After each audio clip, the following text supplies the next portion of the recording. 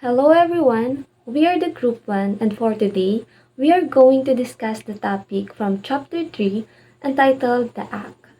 Specifically, we will focus on Lesson 1, which is the feelings and moral decision making. To start, let us first define what feeling and moral decision making mean. So I think feeling is a word that we're already familiar with, right? But of course, let us still define it for us to fully understand our lesson. So, feeling is our emotional reaction to any situation like being happy, sad, or being scared. These feelings or emotions help us understand what we care about and also guide us on how we should respond to any things that happened around us. While moral decision making is the process of choosing what is right or wrong based on your values and your conscience, it means thinking carefully before acting or making a decision to make sure that our choice is fair and good not just for us but also for other people. So, what is the role of our feelings in moral decision making? Our feelings play a big role in decision making. These can influence us how we think, how we judge, and how we act, guiding us towards good or bad decisions depending on how we control them. For example, galit na galit tayo. And we know that anger can lead us to make bad decisions. We might even end up hurting someone. And this example shows how our feelings play a big role in our decision making. Good day, everyone. What I'm about to discuss is the feelings of an obstacle to making the right decisions. Feelings are a natural part of being human. However, when emotions become too strong or uncontrolled, they can cloud our judgment and affect how we make moral decisions. Strong emotions such as anger, fear, guilt, and jealousy can sometimes lead us to act impulsively or irrationally. For example, anger can make a person act without thinking, which might result in harm or unfair treatment. Fear can stop someone from standing up what is right simply because they are afraid of conflict. Guilt, when excessive, makes a person to make biased decisions just to make up for their mistakes. And jealousy can distort one's sense of fairness and push them to act out of envy.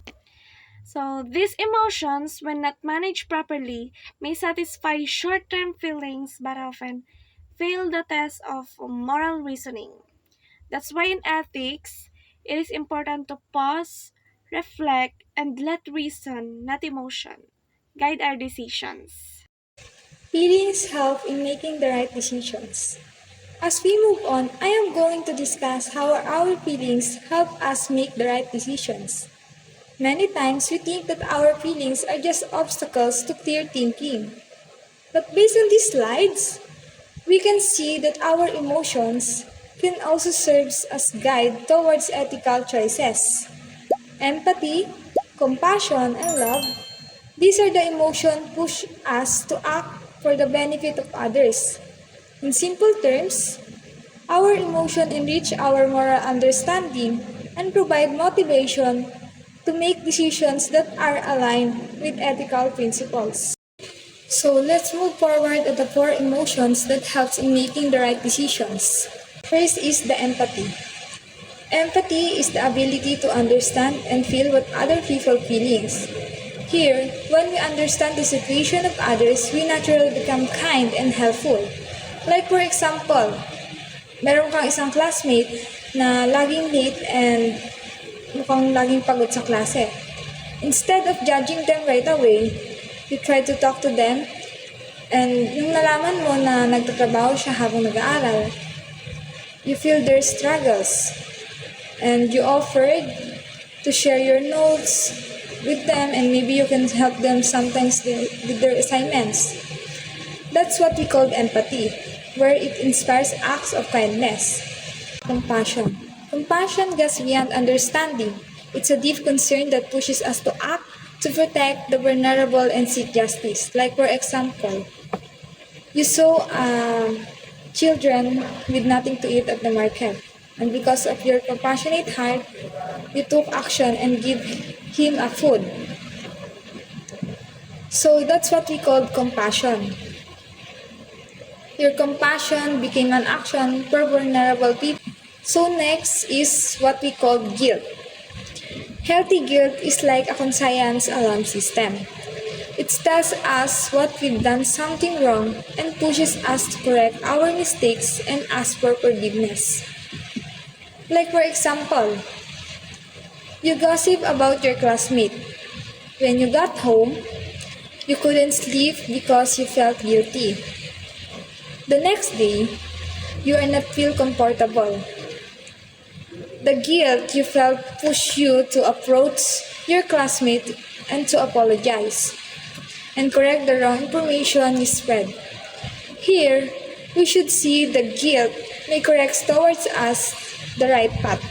So the last one is yung pang-apat na tinatawag nating love. Love for others inspires selfless acts. Here, we do things where we put the welfare of others before our own.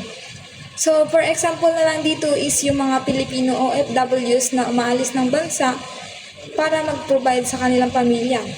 Yun yung tinatawag na love, where it promotes the well-being of others or their families above personal comfort nila na makasama nila yung family nila. In short, our feelings are not enemies of right decisions. In fact, when we properly listen to our empathy, compassion, guilt, and love, these emotions become powerful guides that lead us not just to know what is right, but to care enough to do what is right. How to manage emotion in decision making. Emotions strongly influence the choices we make. Feelings such as empathy and compassion can guide us toward making good and moral decisions. However, strong emotions like anger or fear can lead to impulsive or unfair choices if not properly managed. Therefore, it is important to balance our emotion with rational thinking. There are 5 key steps. 1. Pause before acting. Stop and take a moment to calm down so you don't react impulsively. 2. Reflect. Think carefully if your decision is right or just driven by emotion. 3. Talk to someone. Seek advice to get another point of view. 4. Practice empathy. Try to understand how others feel before you decide. 5. Have moral courage.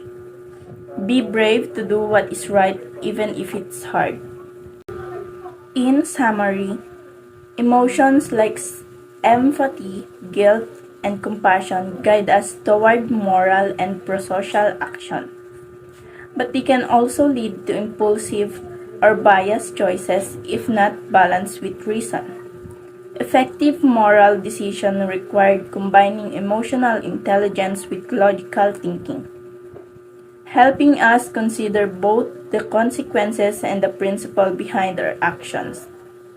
As we develop emotionally, we learn to navigate moral dilemmas more wisely, achieving a balance between empathy and fairness for thoughtful and ethical choices.